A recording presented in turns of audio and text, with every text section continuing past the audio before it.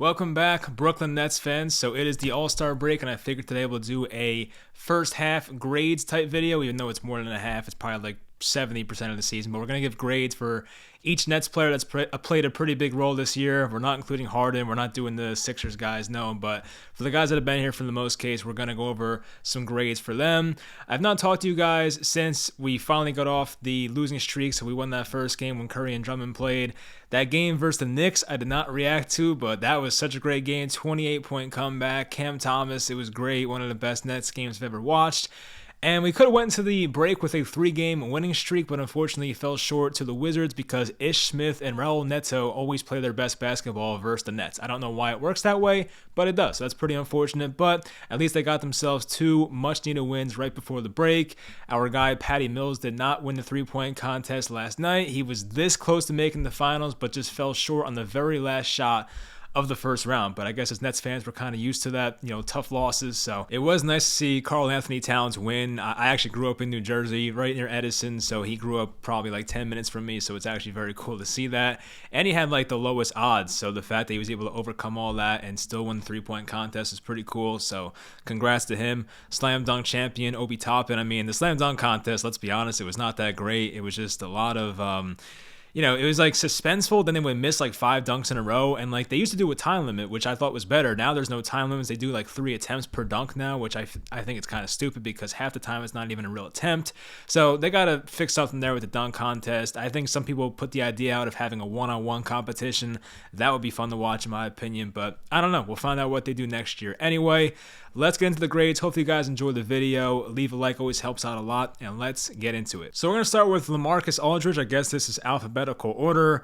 Aldridge this year, 39 games played, a 55% field goal percentage. I mean, that's very awesome. Then you have almost 14 points per game, almost 6 rebounds per game. So he is not much of a defensive presence right now. I think we know that. But Aldridge has honestly had about 4 or 5 games where he's like the sole reason we won. There's been times the Nets offense has not looked great, and LaMarcus Aldridge bails them out by having like late buckets in the fourth quarter, the mid-range shots, and cleaning up under the basket. So for me, Aldridge gets a B+. I'm going to try and be a little strict with the grades here. So I think a B+ is fair because there's some games where you just can't play Aldridge because of the opponents and the guys they have on the floor. Sometimes he's a bit too slow for certain personnel. But for the most part, Aldridge is a nice spark off the bench offensively for a team that needs offense, especially with Kevin Durant out and Kyrie Irving part-time. And James Harden was not really his usual self offensively for the Nets. So yeah, having LaMarcus Aldridge was definitely big, and I think he's the reason the Nets have a few more wins right now. So for me, he gets a B+. Next, we have Bruce Brown, and if we did this a few weeks ago, we would probably get like a D or something like that. He's been disappointing this year. And Bruce has had a weird year. He started out the year getting coaches DNPs. He was just not playing in the first game versus the Bucks. I don't think he played the second game versus the Sixers. So it's been a weird start for Bruce Brown. He had a pretty nice role for this team last year, even in the playoffs versus the Bucks and even the Celtics series. But Bruce Brown the last couple weeks, I would say, has been playing much better. So that's going to bump his grade up to a C for me. That's what I'm going to give him right now. But looking at his stats, there's not much great here. I mean, he's close to 50% from the floor, which is great. Plays 21 minutes per night, 50 games played, 6.5 points per game. He's just more of that energy guy, defensive presence, gets some steals. So, I mean, that's pretty much what to do for this basketball team. But as long as he has that floater going for him in the lane, like that's pretty much what we need from Bruce Brown, and I do think he'll be a part of this rotation going forward. It seems like Steve Nash wants to make him a thing. He's been starting more games lately. When guys get healthy, will he play more? Probably not, because I'm sure Ben Simmons will play pretty much that Bruce Brown role when he gets implemented into the offense, so we'll see what happens there. But yeah, Bruce Brown's been much better the past couple weeks, and the Nets really needed it, so shout out to him. But for the entire season, he gets a C. Next, we have everybody's favorite Net, Javon Carter, a guy who we traded for over the offseason. He was in the Landry Shamet trade. We got Javon Carter back, and the pick that ended up being Dion Sharp. So for Javon Carter, it's been a bit disappointing. I think as Nets fans, we had higher expectations for a guy like this. He has not shot the ball well. Not the biggest fan of passing from what I've seen. His defense, I mean, look, he gives effort, but he hasn't been great at it, I feel like. So yeah, it's been disappointing for Javon Carter so far, in and out of the rotation, of course. He's played more because of the injuries and guys being out lately. He had a nice game versus Celtics in that blowout. We lost by like 40, but he still had a nice game there. So I guess Javon Carter's had a couple moments this year. But for the most part, it's been a disappointment. So overall, I'll give him a D. Next, we have Nicolas Claxton, a person that I feel like Nets Twitter is not too happy with right now because he posted like a story of him missing James Harden. It was a picture of him and Harden and a black heart. So people do not like to see that. But yeah, Nick Claxton Claxton, I guess, was close to James Harden, so I guess I feel bad for him in a way. But anyway, so Claxton, I think, had higher expectations this year, just like Javon Carter, going all the way back to Game 1, Game 2 of this season. They had Nick Claxton in the starting lineup. He was supposed to be that guy who was the lob catcher, finisher, defends every position, and supposed to be a part of that starting lineup, and it did not work out. So if you guys remember back to the early parts of the year, he did not have the best conditioning, and he was not playing well, not finishing his lobs from Harden. There was just no chemistry there whatsoever. And Nick Claxton, once again, has battled injuries. He had like the weird illness thing that was never really announced, and now he has a hamstring issue. So he's played 25 games this year, plays 21 minutes a night. Of course, has a high field goal percentage, 9 points a game, averages a little over 1 block a game. So he's been decent. That's pretty much the way I can put it. He's been decent, but I would say a little disappointing as well, because I know as Nets fans, like, we know that Claxton has a high ceiling. We just have not seen it yet consistently. He had a great game versus Sacramento, a career high basically in the first half in that game. So he's had his moments. I mean, the free throw percentage is still 56. You want to see that get higher, of course, and I don't know what type of role he has going forward. The Nets, of course, adding Drummond. They have another big man a part of the rotation now with Blake Griffin, Aldridge, and now you have Drummond, probably somebody else I'm forgetting. Well, Katie and Simmons, you put them at the 4 and 5. So Claxton doesn't have a guaranteed role going forward, and his Nets future looks a bit bleak right now, but we'll see what happens the rest of the regular season plus the playoffs. We'll see if he plays much, but right now, I'd probably say Nick Claxton deserves a C+. Next, we have Kevin Durant, who I think we all need back in our lives. It's been a lot more difficult watching the Nets since Durant's been out, and of course, if he never got hurt, he's an easy A+, but because of the availability being a factor with the grading, we'll give him an A. I think he had an MVP caliber season going, 52% from the field, almost 30 points per game, 7 rebounds, 5 assists. He was playing at an MVP type level.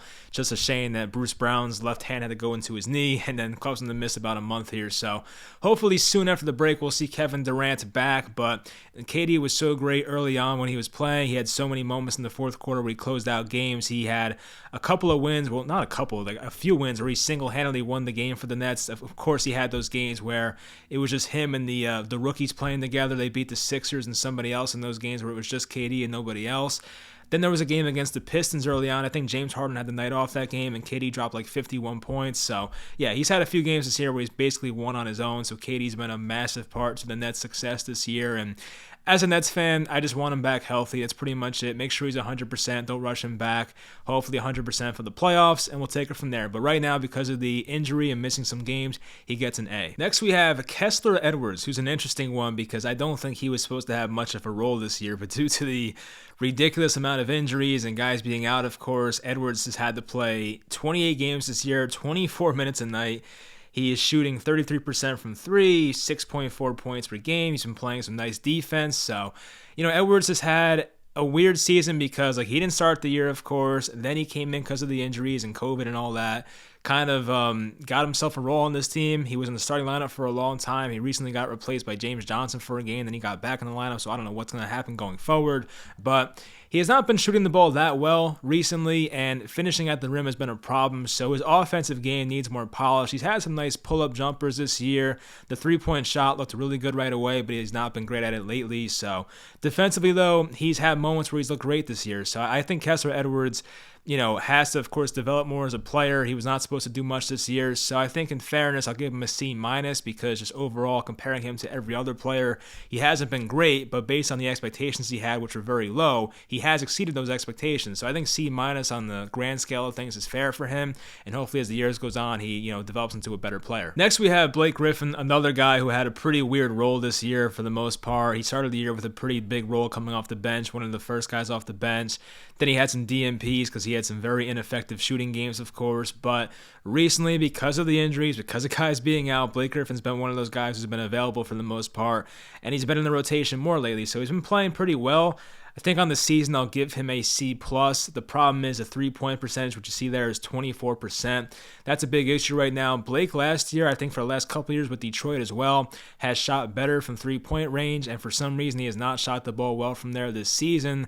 So I remember in that Milwaukee series last year, Blake hit some big threes for this team, but now he just can't seem to do it consistently. So I don't know what his problem is. He had a great shooting game at the Nuggets like a couple weeks ago, but for the most part, consistency has been an issue from downtown.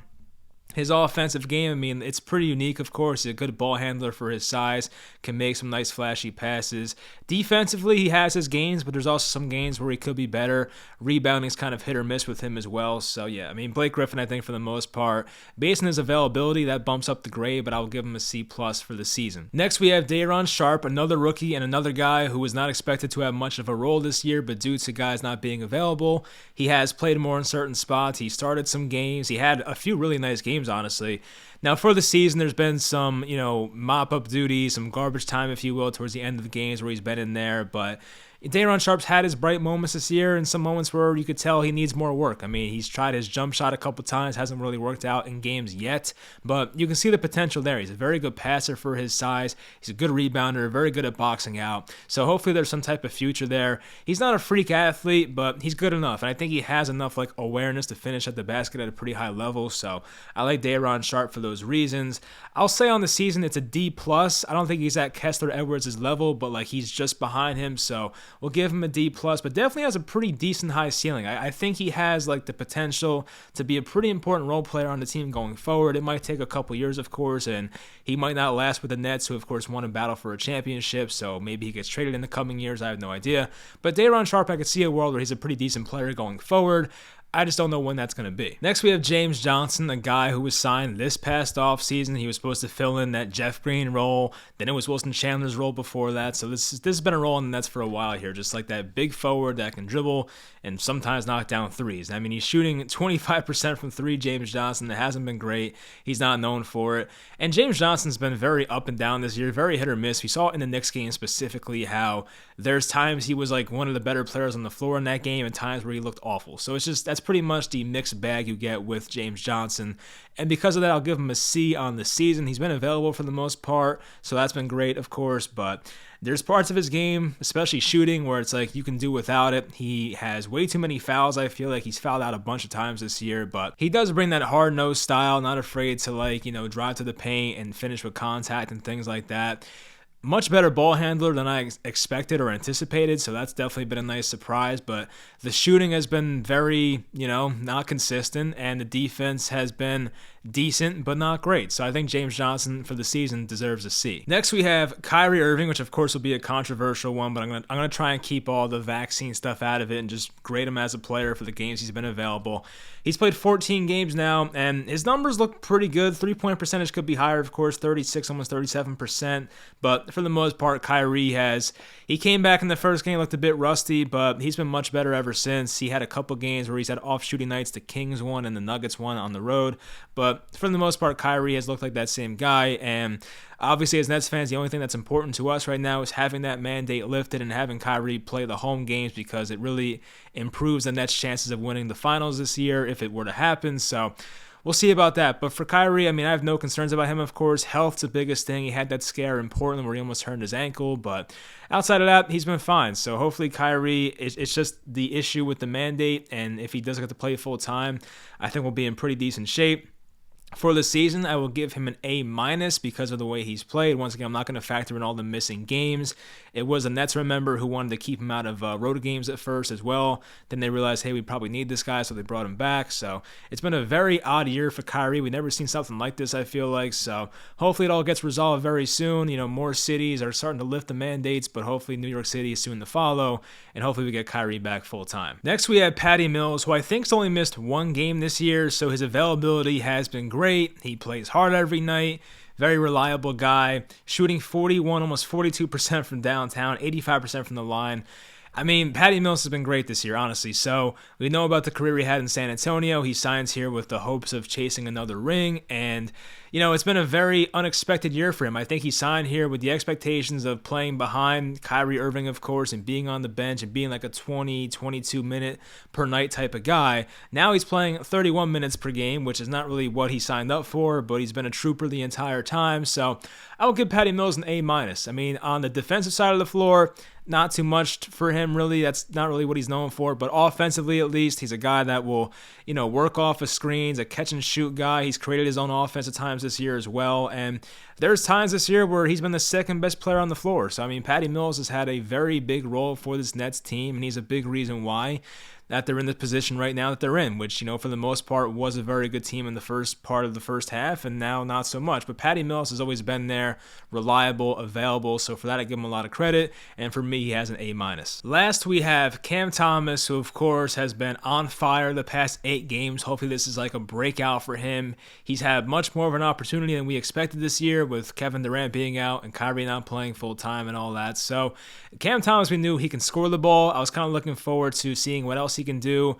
I think he's a better passer than most people give him credit for, and Cam Thomas thinks the narrative that he can't pass is trash. He said that before. So defensively, there's been times where he's been in the wrong place and leaves a guy open. We've seen it, of course, with Cam Thomas, but just offensively, such a talented guy.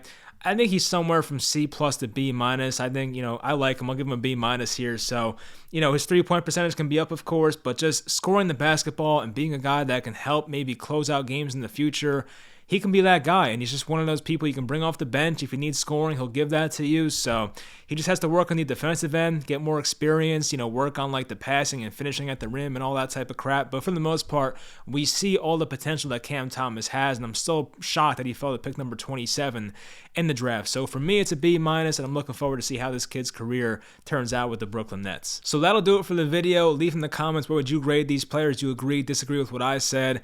I'll talk to you guys after probably a few games in the second half. I don't know when exactly that will be, but I'm actually going to the Nets-Celtics game. I have not been to a Nets game in like 3 years, so this is going to be a fun experience for me. It's been a while, so maybe I'll see Ben Simmons make his Nets debut. I'm hoping at least, so we'll find out there. But hopefully you guys enjoyed this video, and I'll talk to you guys next time.